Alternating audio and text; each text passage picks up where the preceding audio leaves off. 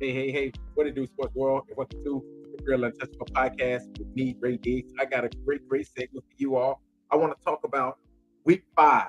All right, the post-game talk, my predictions, the predictions that I put out this week. I did pretty good. Some of my upset picks, as you all know, I picked LSU to get defeated by Ole Miss, in which that happened. And a lot of my picks was really good. All right. But hey, before I get started, hey, make sure y'all hit the like button, the subscribe button, and the share button. All right, and give me some feedback on things that you all like and dislike about the podcast. Okay. All right, but hey, let's go ahead and jump into it. All right, we're gonna jump into this right here, man. Hey, it's so good to be back, y'all. It is so good to be back, and I'm happy. But hey, let's go ahead and jump into these picks. Okay, we had Utah at Oregon State. I pretty much told y'all who I was going with. I went with Oregon State. I said that Utah wasn't going to be able to go up there to Oregon State without Cam Rising and defeat this team. And I was pretty much correct on that. Utah went up there. They played a hard game. Utah is a really good team, but you just can't defeat a team like Oregon State without the man that's behind center. All right, and that's your star quarterback Cam Rising. And Utah ended up losing 21-7. Okay, we had Alabama, number 12 Alabama at Mississippi State. I said it. I said it. Jalen Milroe, he'll get a little bit more and more comfortable. He looked at shaky. He looked at shaky early, but Nick Saban put the boot. Hey, he put foot to butt out there, and I think that right. I think that's what this young team needed. I think Nick Saban need to get back to doing that. Holding everybody accountable. Because once he started, getting on everybody's butts, meaning the players and the coaches, hey, we saw a very different Alabama team as Alabama won the game. They ended up smoking Mississippi State 40-17. All right. And as you all know, Alabama next week will be traveling down to College Station to face the Texas A&M Aggies. That's going to be a hell of a SEC West showdown between two teams. Not Dabo Swinney, Jimbo Fisher, and Nick Saban going head to head. All right, that's going to be a hell of a game. We had number 6 Penn State at Northwestern. Penn State ended up winning that game 41-13. I picked that game right there as well. I said Penn State, Michigan. These two teams right here really don't play nobody. But at least where Penn State played after this week, I think maybe like in the next 2 or 3 weeks, they play against Ohio State. So they will finally get to play a top-ranked team. And that's why I don't really put too much emphasis on Penn State right now. I don't know how good the team is because they haven't faced anyone that actually put their backs against the wall. So we can say how good they are, but how good is this Penn State team? We don't really know because they haven't been challenged none this season. But they ended up winning this game, so that was my pick as well. All right, we had number 8 USC at Colorado. Okay, now USC was smoking Colorado at first. It was 41-14. And my own personal opinion is this. I think that Lincoln Riley took his foot off the pedal. I think that he called the dogs off and allowed Shedeur Sanders and Coach Prime and the rest of that Colorado Buffalo team to get back into the game. But let's talk about this game. Okay. Shedeur had over 400 and some yards. Of course, Caleb Williams, he had also over 400 yards with 6 touchdowns. Shedeur had 5. All the Shedeur touchdowns came with them down by at least 14 points or more. It kind of sounds like, what do that sound like to you all? Maybe Dak Prescott when he was getting all those empty calorie yards early in his career. Basically, they go down by 27 points, and then he bring them back, and they lose the game by 3 points, and everybody like, man, did y'all see Dak Prescott? Man, he brought the Cowboys back. Yes, he brought them back, but he was also the reason why they was down as well. So I'm not going to sit here and give him all this praise when you was the reason for them being down 41-14. And I honestly believe if Lincoln Riley don't call the dogs, this game right here is worse than what it is. USC ended up winning the game 48-41, but that game right there wasn't ever really. I don't think USC was threatened at no point of this game where USC was threatened that they could possibly lose this game. And that's why I say everybody like, hey, it's a moral victory for the Colorado Buffaloes. It's no such thing as a moral victory when it comes to sports. Either you win or you lose. It don't matter. Coach Prime, he said something very, very interesting in his post game, and he was like, "Hey, if y'all don't see what's happening here, y'all are just haters." First of all, I can't see what's happening really, but I can also see a little bit of what happening. You called out McClain. You said that he wasn't practicing well, he wasn't doing this well, but the kid got out there on the field and the kid balled out. Amarion Miller, this kid got out here, came out of nowhere, a big body wide receiver, 6'2", 6'3", over maybe 200 pounds. He's a big body wide receiver. These two freshmen come out here and pretty much save Colorado. So is it really that these players is not performing in practice, or is it that they just not doing it the way you want them to do it, Scope Prime? Is that what's going on right here? Because I'm gonna tell you something. When McClain got into the game, this kid looked like the best cornerback on that team. Okay, maybe not. Maybe he's not better than Travis Hunter, but he damn sure looked better than the cornerback that you got, Cooper, and the rest of those guys that's out here playing. So is it that McClain and Miller is not practicing well or not doing the things that you're asking of them, or is it that you just want them to do things this way and they wanted to do it this way, and these kids right here really are outperforming in practice, but you just don't want to put them in the game? Because when them kids came into the game, them boys look like they belong. So I don't know, but hopefully we get a chance to see them in the next 3 weeks, because these kids are some PTP, y'all. They some primetime players. Amarion Miller, this kid right here is probably the best receiver on this Colorado team. And I'm gonna say something also about USC, Lincoln Riley. I honestly believe Lincoln Riley is the reason why Caleb Williams haven't thrown 9 touchdowns in a game, because he will go away from what is working. Let him cook. Please, Lincoln Riley, let Caleb Williams cook. When he's cooking, you let him cook. You get out the way, allow him to do what he do best. And also, you need to look into finding another defensive coordinator, or you need to go and you need to put more emphasis on this defensive line, this defensive team, this whole entire defensive unit. Number 27 for USC, he should not be playing in college football. I'm just being honest with you. And I don't want to bash the kid, but he should not be playing college football, at least not this year at this level. Because if he was getting done like that against that team, I can only imagine what's going to happen when he plays against Washington and Oregon, maybe even Utah. I'm just saying, babe. But in the end, number 8 USC ended up winning the game 48-41 against Colorado. Okay, we had number 22 Florida at University of Kentucky. I told y'all, upset alert, upset alert. I said it, and it happened. I said that Kentucky would beat Florida, and guess what they did? They came in there and they pretty much destroyed Florida, winning the game 33-14. And guess what happened next weekend? Kentucky will face against the number 1 team in the nation, Georgia. Now that's gonna be a very interesting game there. That's gonna be very interesting, y'all. But don't make sure y'all don't miss out, because that game right there could be one of these games that happened this week when Auburn against Georgia. This right here is gonna be a really good game between Georgia and Kentucky. Kentucky win this game against Florida 33-14. Okay, the next game is the number 1 Georgia Bulldog against the Auburn Tigers. They ended up beating Auburn 27-20. That right there was a hell of a game. Brock Bauer, they finally let this dude cook. They finally let him ball. Finally let him do what we all know he can do. He's the best tight end. Hell, might be one of the best wide receivers in college football. But you know what, though? And I think this right here is something that they need to start doing. Is allowing this man to do what he do best, which nobody can stop him. He's a football player. Bottom line, let him be a football player. And they finally let him did it in the fourth quarter. 121 yards rush. 121 yards receiving. And he pretty much saved the Georgia Bulldogs from losing this game at Auburn, but they ended up pulling away 27-20. Okay, we had number 2 Michigan against Nebraska. I'm not going into that game. Y'all know who won it. Of course, Michigan won 45-7.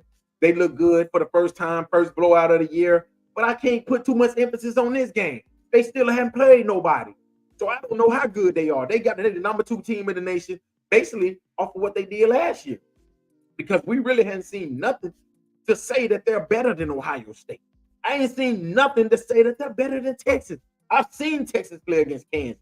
I've seen Texas go to Alabama, down to T-Town, and beat the Crimson Tide. But what have I seen this Michigan team do to be number 2? Ask yourself that. All right, but anyway, they won this game 45-7. And speaking of Texas, we had number 24 Kansas against number 3 Texas at number 3 Texas, and they pretty much slaughtered the Kansas Jayhawks 40-14. Even though I'm gonna say this now I did pick Kansas in the upset because I thought Jalen Daniels was gonna play, but they reported just before the game that Jalen Daniels would not play because he had back tightness, and I understand that he was hurt. So with my picks, y'all gotta understand this pick right here was basically sold on Jalen Daniels playing. I did not know he was not going to play, but I'm gonna take that. I'll take that L. I ended up picking Kansas to win, even though Texas came out to beat the brakes off of them. So Texas win 40-14. We had number 3 Missouri at Vanderbilt. Missouri still remains undefeated. They won the game 38-21. This team looking really, really good. Got a really good defense.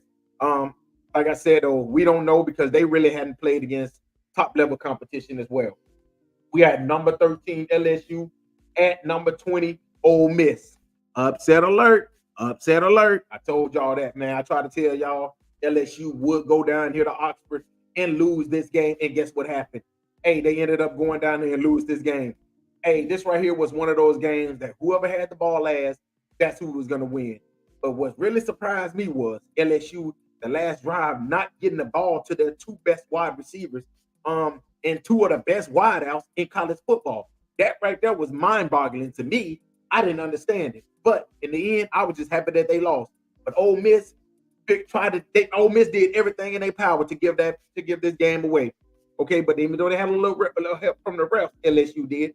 Ole Miss still pulled away and won this game 55-49, over 1,400 yards of offense in this game. This right here was a game you like to win. This right here was a game you like to watch if you love offense. And I definitely was sitting there watching.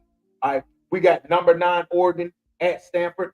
Oregon started out slow, but they pretty much picked it up in the second quarter and pretty much dominated for the rest of the game, winning the game 42-6. This Oregon team is really, really good. It's looking like right now, I think Oregon it's a tie between them and Washington of being the best teams in the Pac-12. With Washington State, I think Washington State is the 3rd best team, and I'm going to put USC as the 4th best team because of what I saw in this last game. And I think, like I said, Lincoln Riley hurt this team, and that is the reason why they moving back in the poll because he cannot do what he did last game. But I'm not going to jump into that. Oregon won this game against Stanford 42-6. We had Iowa State at number 14 Oklahoma this was the game before the Red River Shootout, and pretty much Oklahoma dominated another game. They won this game 50-20. These 2 teams right here, Oklahoma's good. Iowa State is the average team, but I want to see what Oklahoma's going to do this weekend as they meet up against a very, very physical Texas Longhorn team in the Red River Shootout. But hey, they won this game right here, 50-20, and they will be moving on to the Red River Shootout undefeated versus the Texas Longhorns. All right, we had number 11 Notre Dame at number 17 Duke. Hey, I had upset alert, but if you look at my video, I said even though I think Duke got a really good chance at winning, I was hoping that Notre Dame won the game, but I went with Duke to win the game. I said that they would, but even though in my heart I knew for a fact that Notre Dame would probably pull this game off because the kid Sam Hartman. But in the end, I'll take that L. I lost that game right there because I said it was going to be an upset. Okay, we had South Carolina at number 21 Tennessee. Tennessee ended up winning this game 41-20.